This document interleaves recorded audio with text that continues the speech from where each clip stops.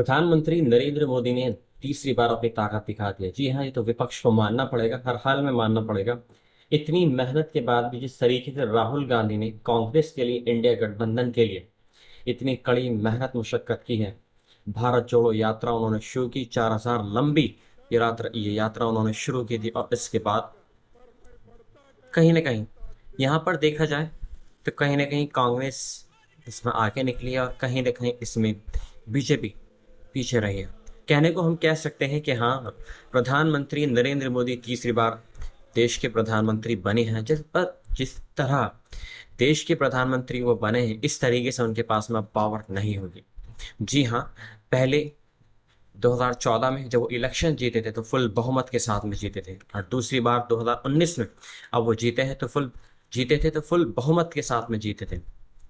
कोई विपक्ष का मंत्री नहीं था, कोई विपक्ष का नेता नहीं था, दोनों ही 2014 में और ना ही 2019 में। लेकिन अब 2024 में जब एनडीए की सरकार बनी है, उसमें कई जो पार्टी हैं वो शामिल हुई हैं और पूरी तरीके से बीजेपी को पूर्ण बहुमत नहीं मिला है। सिर्फ 240 पर ही वो सिमट कर रह गई है।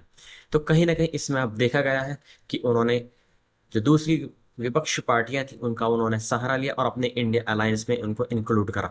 तो यहाँ पर कह सकते हैं कि नरेंद्र मोदी जी सत्ता में आए तो हैं, उनको एक पावर मिली तो है, बट जिस तरह की पावर दो कार्यकाल में उनको मिली थी, फुल तरीके से वो अपनी तरफ से जो भी निर्णय लेते थे वो अपनी साइड से लेते थे। लेकिन अब यहाँ पर उनको निर्णय लेने से पहले, कोई भी अगर वो कानून देश में अगर लागू करना चाहते हैं तो उसको लागू करने से पहले उनको पहले पक्ष और विपक्ष की जो पार्टीज हैं उनके साथ में वो चीज़ रखनी होगी, और इसके बाद में तब कहीं जाकर वो उस कानून को लागू करा सकते हैं। देखिए, अपने भाषणों में नरेंद्र मोदी जी कह सकते हैं कि वो देश के लिए बहुत कुछ कर सकते हैं अभी भी, लेकिन नहीं, अब नरेंद्र मोदी जी देश के लिए कुछ नहीं कर सकते, क्योंकि अब जो बागडोर है वो दूसरी पार्टीज के हाथ में है। अगर एक भी पार्टीज ने साथ छोड़ दिया तो इंडिया गठबंधन का जो एनडीए गठबंधन का जो अलायंस है वो टूट जाएगा। जी हाँ, यही हकीकत है और इस हकीकत को मानना पड़ेगा। जितनी खोजियां मीडिया ने जिस तरीके से दिखा रखा है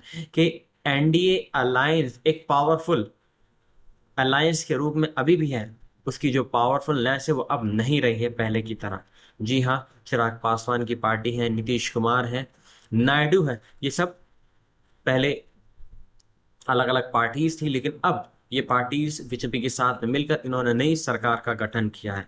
नरेंद्र मोदी ने अभी शपथ ली है और इस शपथ के बाद एनसीपी पार्टी ने उनसे कहा कि उनको कैबिनेट मिनिस्टर चाहिए, लेकिन यहाँ पर मोदी ने बिल्कुल भी नहीं सुनी और उनसे कहा कि आपको राज्य मंत्री का एक मंत्री मिलेगा। इस पर एनसीपी ने तुरंत एनडीए अलायंस से अपना गठबंधन खत्म कर दिया। जी हाँ, अब ये शुरुआत हो चुकी है और इस शुरुआत की आप हिस्ट्री देखना कि क्या थी और अब आने वाले टाइमों में क्या होगी।